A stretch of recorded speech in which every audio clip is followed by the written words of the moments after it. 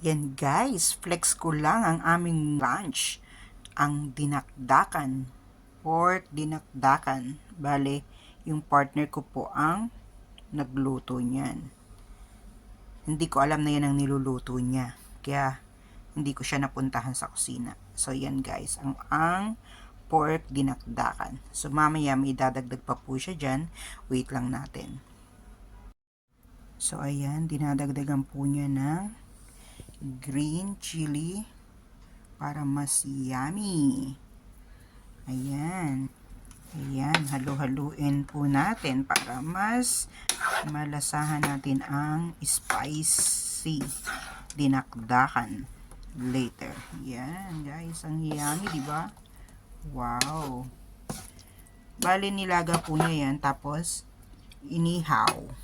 So, yun. Kain po tayo.